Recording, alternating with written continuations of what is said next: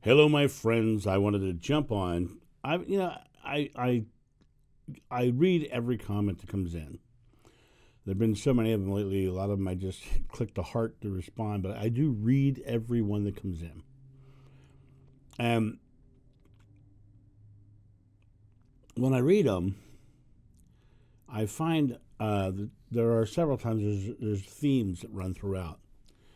But there's one theme that I haven't really addressed yet, and it's one that I've kind of touched on it here and there, but I really wanted to make this one video to kind of explain this one aspect. My friend, Jeshua Be Joseph, was a man, and I wanted to share with you guys what he was like as a man, because there's so many different schools of thought and so many different mystical things that are wrapped around his name that go against the fact that he was a man. And I want to share with you a little bit of the personality of Jeshua, a little bit of the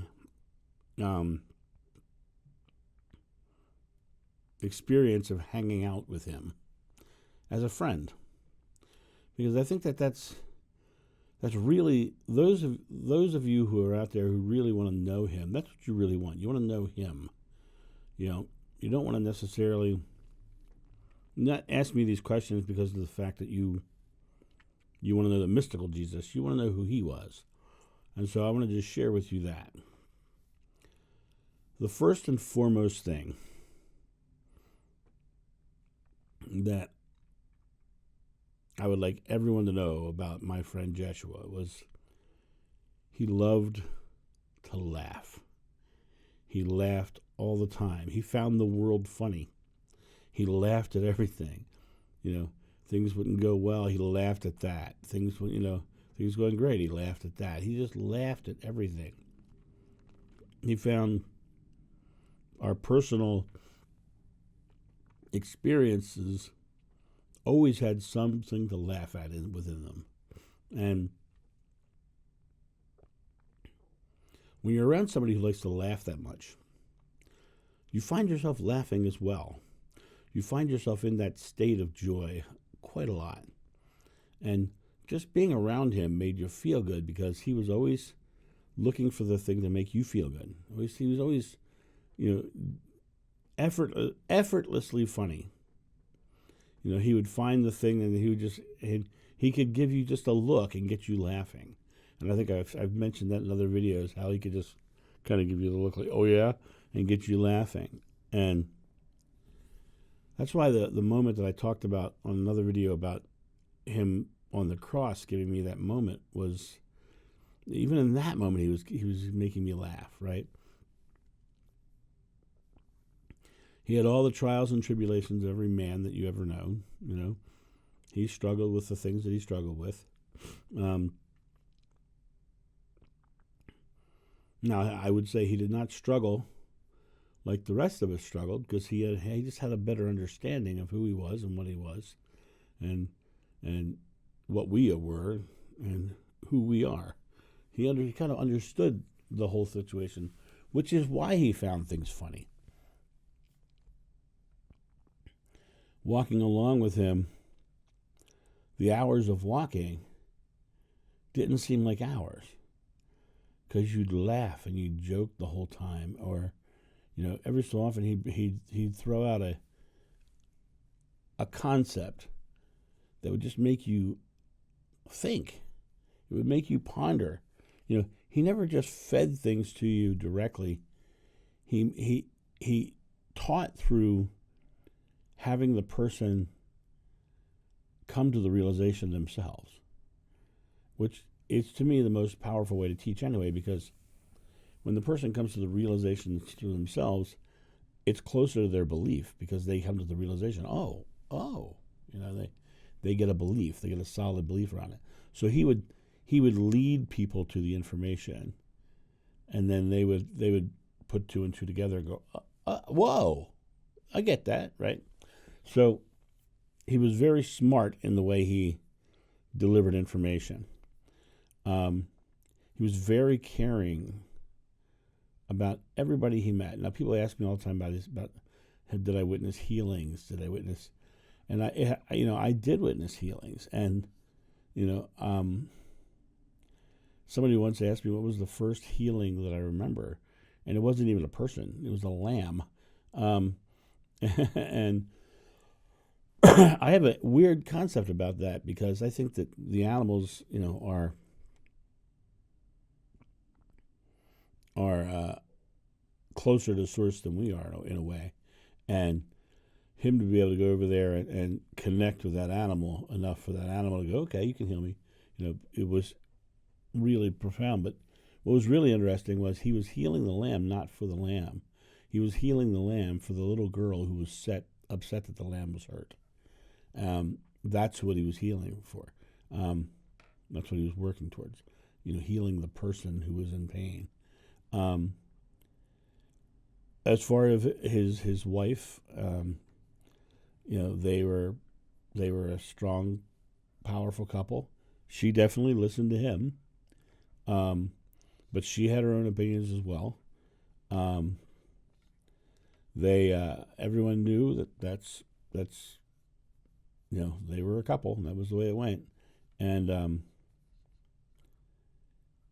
just like any couple that you go, okay, they are a couple. That is the dynamic of those two people.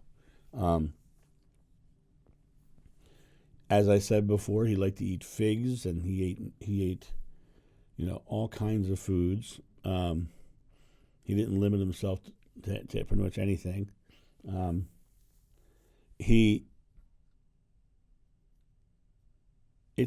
of the things that I most admire about the man was that no matter what was going on around him, he never changed his faith to placate someone, which is one of the things that I want on this channel. Is I'm never changing my faith to placate somebody. And it's funny because you watch my subscribers go up and down, and it's okay because some people when I challenge their faith, they can't go there, right? Jeshua challenged people's faith all the time, and he kind of liked it. It was kind of a right, sure. He kind of liked that idea of, you said this, but if you believe that, what about this? And he would get them thinking about their own faith and why, it doesn't really fit for them. He brought people to the place where they could say, this is my truth. This is my truth. This is what I feel. And it was a very dangerous thing, right? Jeshua was very quick-witted. He was very he was not short for a word. In other words, if somebody had a question, he had a prolonged answer. He had an answer where he could just speak on a topic for hours and off the cuff, because he had the amassed knowledge that he could just tap into. He would go in and come back with the answer that would just answer all those questions and expand upon the topic enough so he could answer 10 more questions or 100 more questions in the talk he was giving. People genuinely liked him. When they first met him, they genuinely liked him. And it didn't matter which race you were, which political leanings you were. People just liked him. He was just a nice guy and a funny guy, and he treated everybody equally. So he was never, ever knocking down someone because they were Roman or because they were, anything other than, it's who you are. He accepted people he loved them for who they were. But he also understood that many of them didn't understand that they had the power to do anything. And that was where he got into trouble, is when he started saying those things to people who really didn't want people to have power.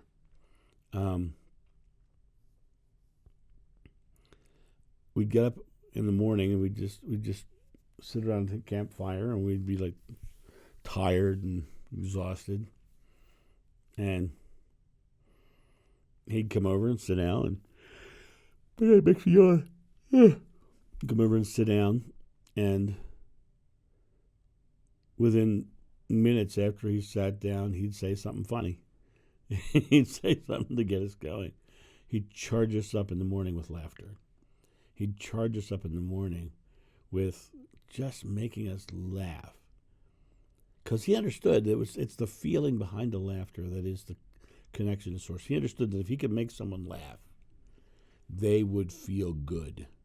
And if they felt good, they were touching source. They were closer to God. And so all he had to do is make people laugh. And so that's what he did. As I said, he was very quick-witted. He was very smart. He was very funny. He had his moments where he had his own doubts, his own concerns. But they weren't long-lasting. They didn't hold him back from moving forward and trying anything new. He had no problem walking into a town that had never seen him before and walking to the center of the square and starting to speak.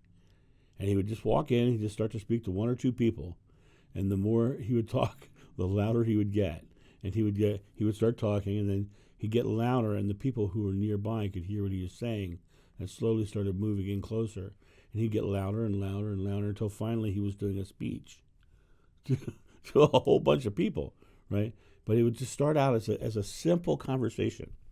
He would just walk in, walk up, and he'd start talking, how are you today? Yeah.